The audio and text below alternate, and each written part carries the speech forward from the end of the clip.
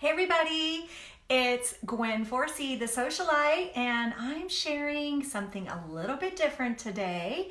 A little bit of my backstory of the story before the Socialite. I've got a lot of new friends and contacts and clients, and many of you, and actually even longer term friends, don't really know the backstory. So I'm going to share a little bit of the backstory. Maybe there'll be some places you can relate to me and you've been there yourself. So that's my whole purpose today. So it's a Socialite. I help ladypreneurs define their personal brand, attract their ideal client, and do it all in the right way using the social media tools available. So that's what I do now, but this is like rewinding back to the past a little bit, and I just want to share with you guys kind of the journey I've been on, where I've been, where I've come from, and a little bit about where I'm going too. So it was just 4 years ago, right about this time of the year, I was still plugging along in corporate America. I've always been in the mortgage industry. I've worked for mortgage training companies, compliance companies, software solution companies for mortgage real estate. So that's like my jam. That's what I grew up doing. Straight out of college, I got a job working for a company that was a lender. So I've had great success. I've worked hard. I've climbed the corporate ladder. But here's the thing, no matter how hard you work or how successful you are, when you're working in corporate America, you're always building for someone else, right? Like that's how it works. So there's that. Also around this time, about 4 years ago, I was doing a ton of business travel. Now, business travel sounds sexy to the people that haven't done a ton of business travel. Am I right or am I right? I remember I had 2 back-to-back DC trips. It was probably not even spring because I didn't get to see DC in the spring. It was DC in the slushy winter. So 2 back-to-back DC trips. I live in Boise. That's a lot of travel to get there, a lot of travel to get home. When I travel like that, I don't eat well, I don't sleep well, I don't get my water. I was away from my little family, my now husband, he's my boyfriend there, and my husband and our little family, our little dog family. And then breathing all the airplane air. I remember every time I had a trip, I'd go load up on the airborne and just be popping those babies left and right. So just getting run down and, traveling, you're on the flight for 6 hours and you're sitting in the seat like this so you don't touch anyone next to you. And I would come home with knots in my shoulders. Every trip, I basically had to go get a massage. Not to mention lugging your bags through the airport, the wheelie bag. I think I was literally wearing the wheels off my wheelie bag. That's kind of what it was. So just getting run down and not being at home with your stuff and traveling and, going out and entertaining clients, which, yeah, that all sounds fun. But when you do it and you're by yourself, it's not that fun. There are some fun aspects to it, but it is a grind. And I did a lot of it over my career. It was a grind. And here's the thing, the company I was working for, we were growing. I was their national sales director. We were growing nationwide, and there was more travel coming in my future, more travel, a lot more, probably double. And so I was not digging that. I was dreading it. So I was feeling unfulfilled. I was getting worn down. I was building for someone else. And I probably would have been okay plugging along with that for a while. In fact, most of us are, we're okay plugging along with that. I have friends that commute an hour twice a day to get to a job where they feel unfulfilled and they're kind of plugging along, but they haven't made any decisions to make any changes. So I was plugging along. But then something happened. Hey, Marlene. Changes were being made in our very fast growing company. And I'm not sure if it was the changes or how they were being communicated, but I no longer felt appreciated. Mic drop. no longer felt appreciated. And that is a really crappy feeling. And for me, and I think maybe for women in general, we work our butts off, but if there comes a time when we don't feel appreciated, we're done. Can you guys relate to that? Can anyone watching relate to that? It was not a good feeling. And you know what I knew? I knew I couldn't stay. I knew there had to be a breakup. And it was like a breakup.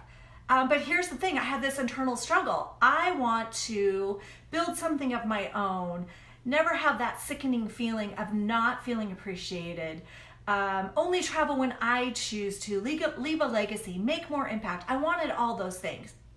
But I'm not an entrepreneur. I've always worked for corporate America. I've always had the 401k and the insurance and the marketing budget and the legal department and the person that will send you, the sticky notes that they buy and just send to you when you needed sticky notes, right? I had never done any of that. I've never built my own thing. And what the heck would I even do? Like, who am I?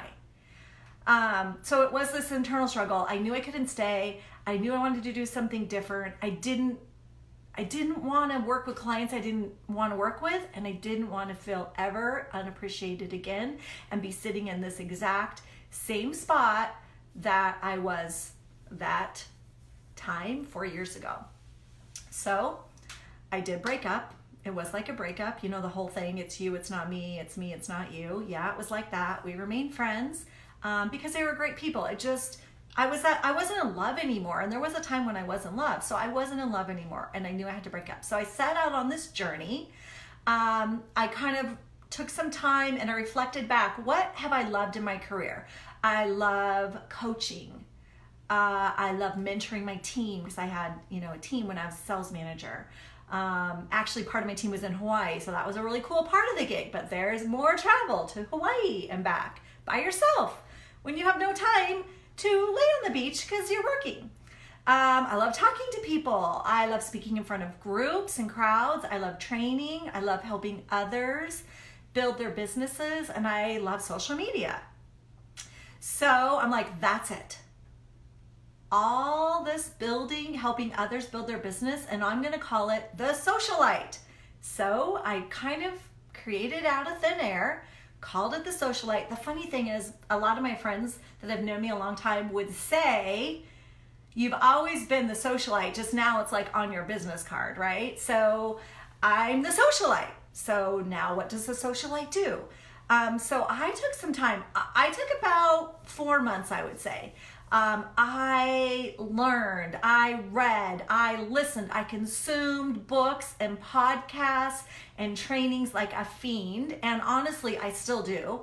But get this, you guys, the only 2 books I had on my book, okay, there's my bookshelf right there. I have like 3 rows, blue, red, white. The only 2 books I had on my bookshelf 4 years ago, and I kid you not, because corporate America was never into personal development. These are the 2 books. I pulled them. I still have them. I had Who Moved My Cheese, and I had The Lean Startup. Those are the only 2 books. And now I'm blessed to have 3 full shelves. Plus, I probably have 2 more shelves of books around my house, by my bedside, on my desk. I have The Tipping Point. I have 2 other books here. So I have books everywhere now. I don't have time to read novels. I read personal development books. So I took that time. I learned. I consumed. I grew myself. I figured out who I wanted to impact. I was blessed just recently to be reminded how much I love training in front of a crowd.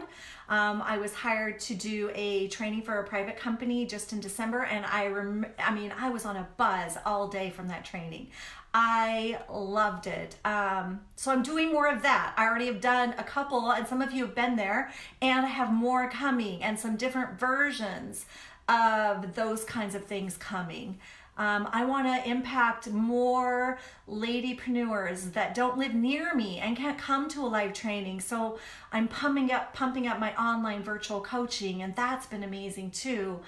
On the way, I've discovered and crafted my personal brand. And I know what's needed to do that and how important it is, especially with an online presence, which we all have today.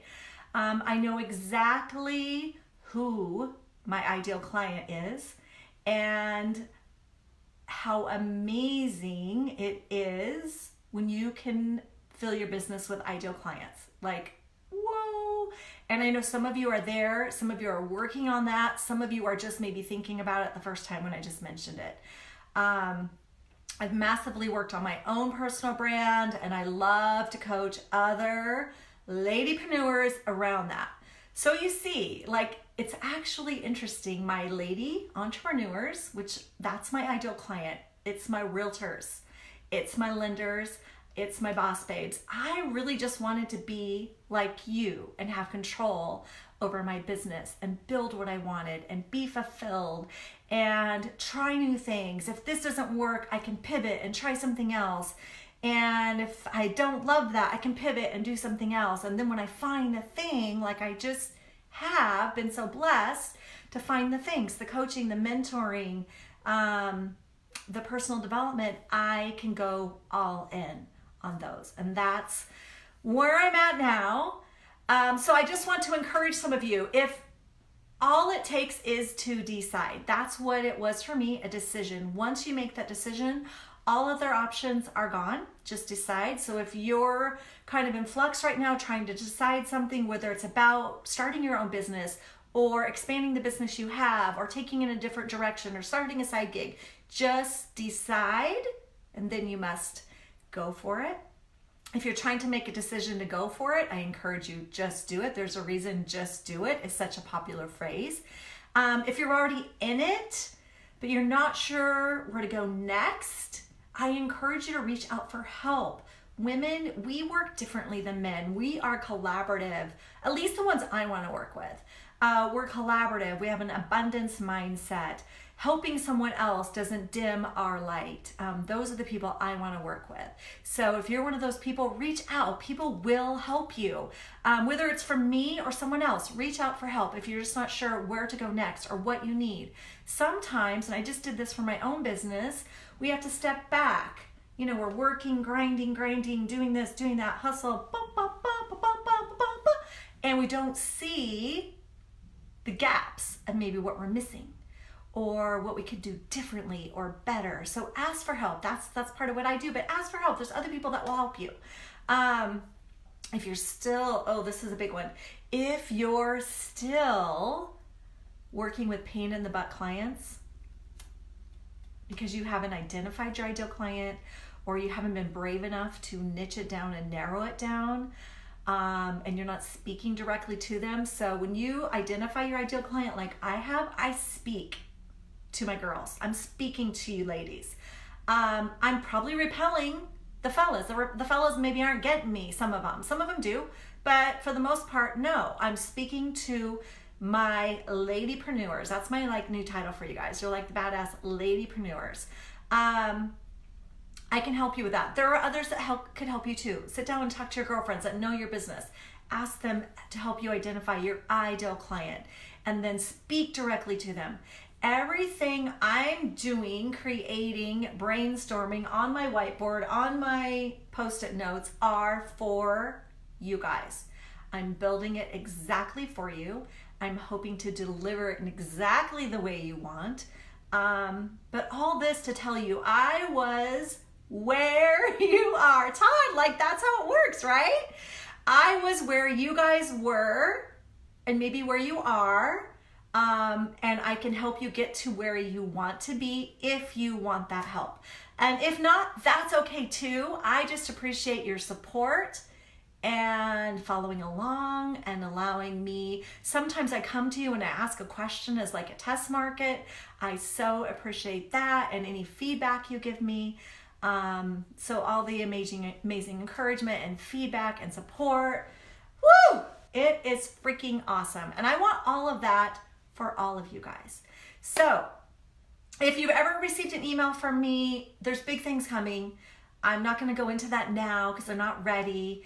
And but if you ever been on an email list of mine, you'll know, like a heads up, If you follow my page here, you'll know as a heads up, or if you're in my coaching group, you'll know as a heads up what's coming down the pike. But there's some awesome stuff, and I'm so excited about it. And I'm really excited how it's like tuning, like I feel like I'm on the radio dials. I have tuned the radio dials in, and they are right now where they're supposed to be. So it's been a journey. There's been challenges. There's been learning along the way. There's been pivots. There's been changes. There's been things that have stopped me, and then I've jumped over them and moved forward. So you guys can too, and I appreciate you being here with me. Have an amazing day.